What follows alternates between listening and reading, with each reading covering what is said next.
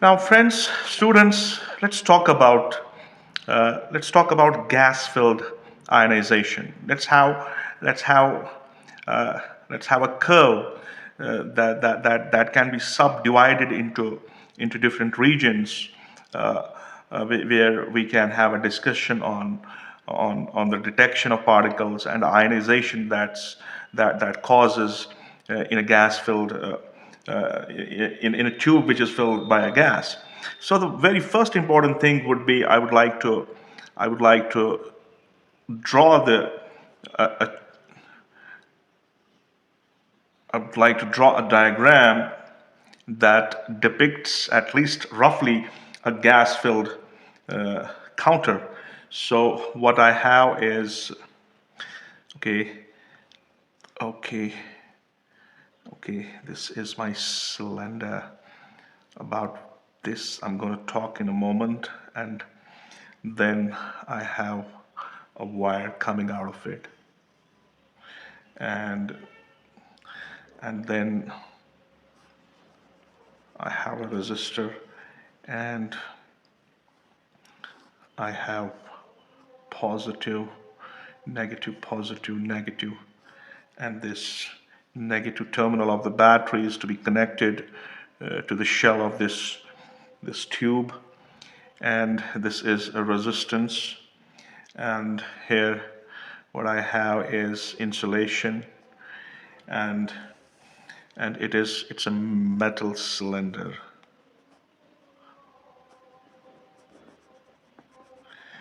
and this is an electrode. They call it central electrode, and then we can have a pulse, and this pulse can be amplified using an amplifier, and it can have a counter for the pulse. So this is amplifier, and this is a counter, and this is the resistor R, and here we have an insulation, okay, because so there's an insulation between this wire, this electrode, and this. So what am I trying to say? This is a rough sketch of gas-filled counter.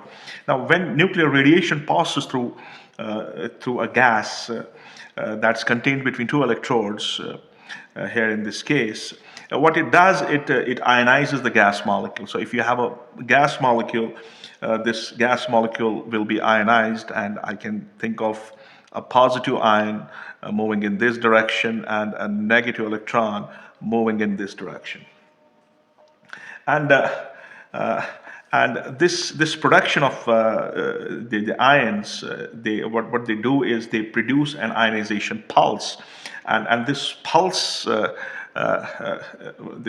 is detected across the resistor, and the magnitude of which depends upon the nature and the velocity of the incident particle that has hit the gas molecule.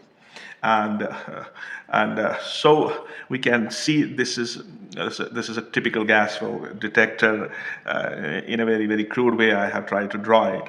Now what it does, it has a cylindrical metal container. It's filled with a readily ionizable gas, like argon or krypton, and that too at very, very low pressures,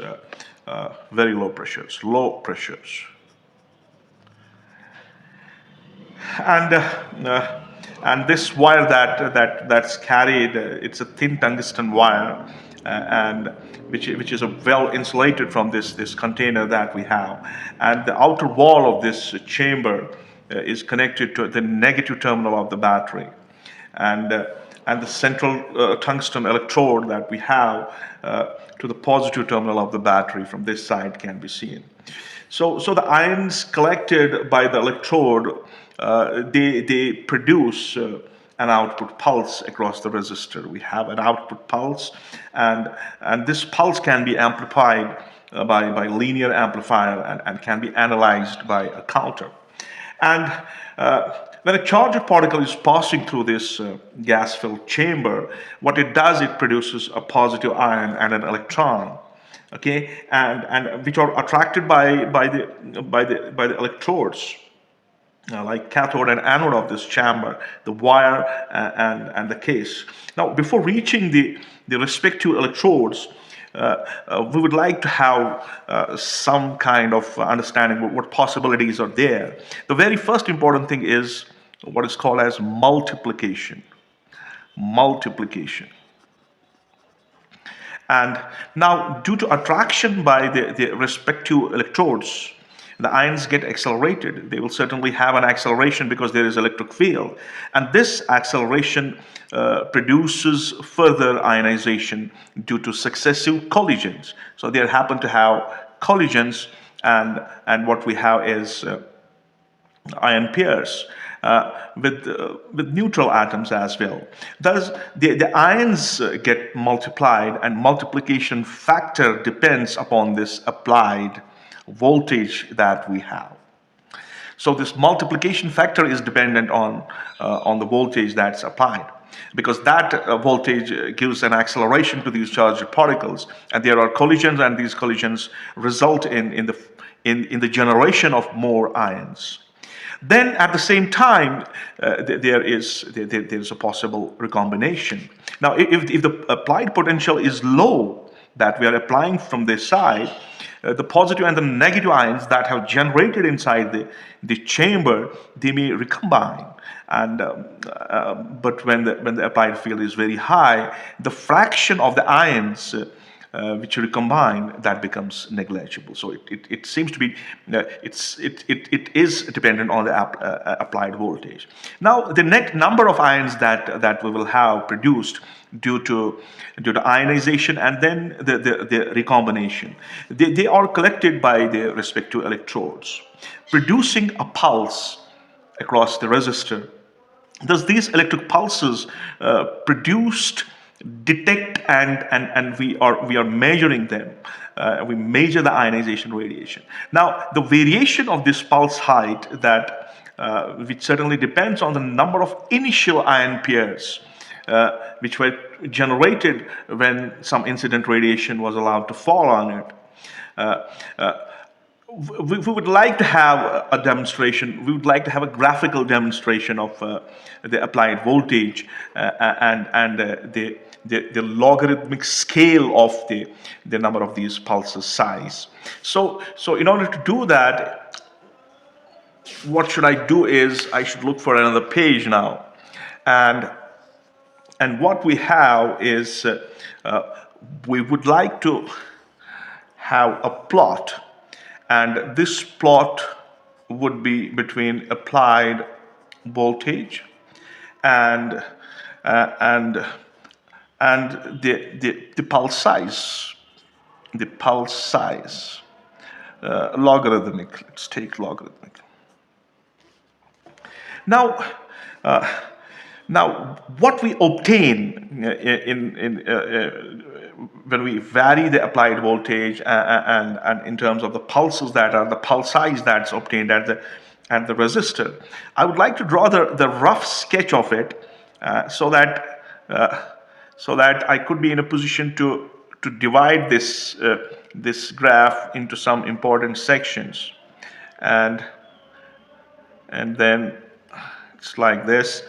And if I assume that whatever I am drawing here, I'm drawing it for two particles, and one is alpha particle and the other is beta particle, and we can see, okay, then we have a joint session between the two, and then we can have something like this.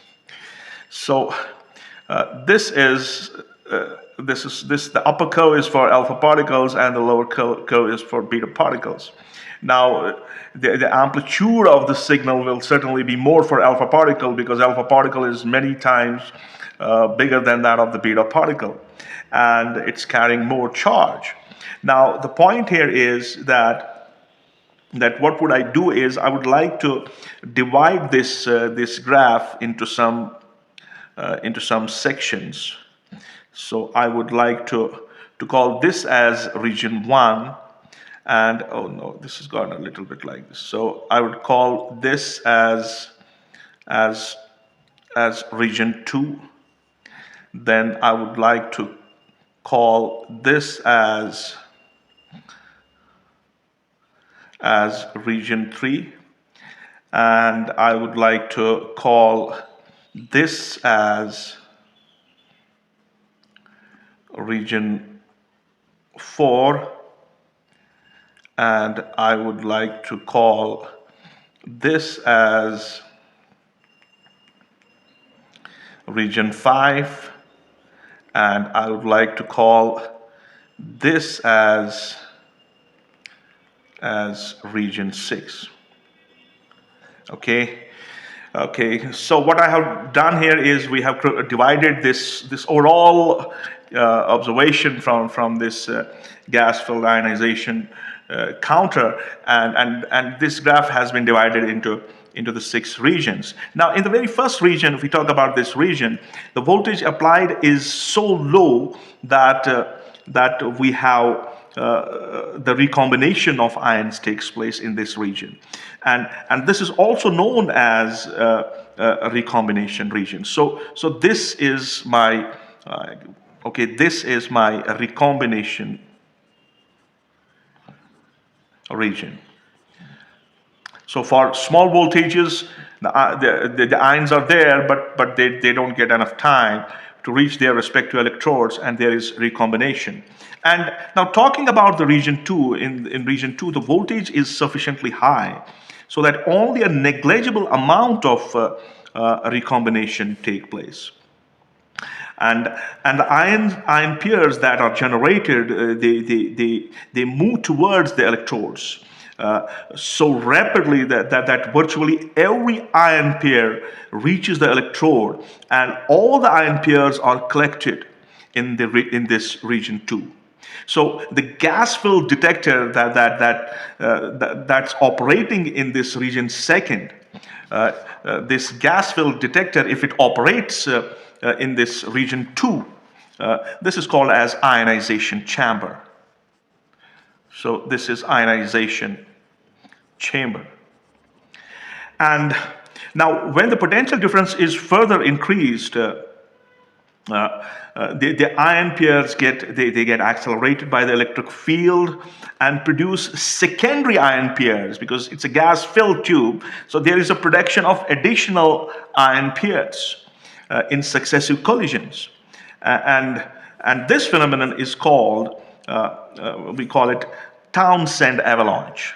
So we have Townsend avalanche. And the ionization current is directly proportional to the energy of the incident particle in this region. So here, what we have is we have the avalanche of the ions that are produced. Avalanche of ions in this region 3, and we can see that there seems to have a proportional relation between the particle size and the applied voltage. So the gas-filled detector operating in this region that we have, where we have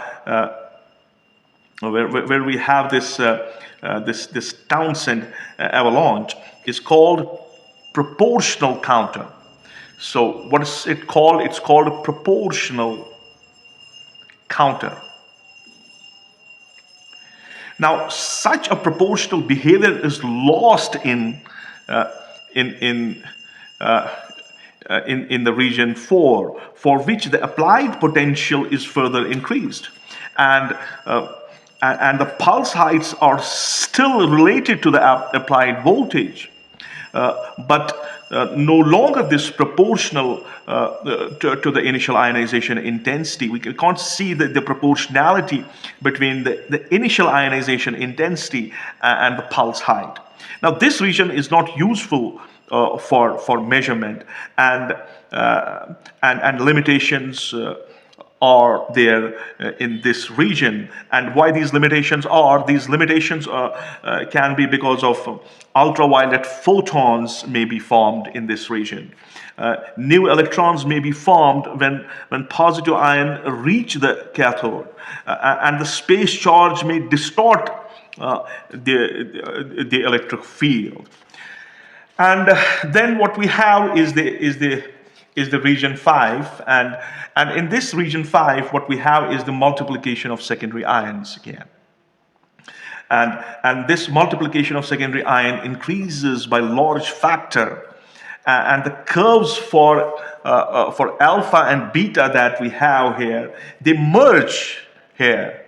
They simply merge, showing that the ionization current is independent of the initial ionization. And what we have is a minimum ionization particle produces a pulse of large height, a pulse of very large height, and the detector operating in this region, region 5, is called as Geiger-Müller counter, or simply we call it GM counter. And at the end of this GM counter region, which is flat, we can see it's flat for both the particles, alpha as well as beta particles. The counter goes into the continuous discharge region, and the discharge consists of large number of multiple pulses. And the region is of no interest. This region is of no interest. It is not the interest of the bank. It's of no interest. Because the discharge is indifferent to the presence of incident charged particles that were introduced into this gas-filled ionization. So with this, I would like to end this video, and bye. See you.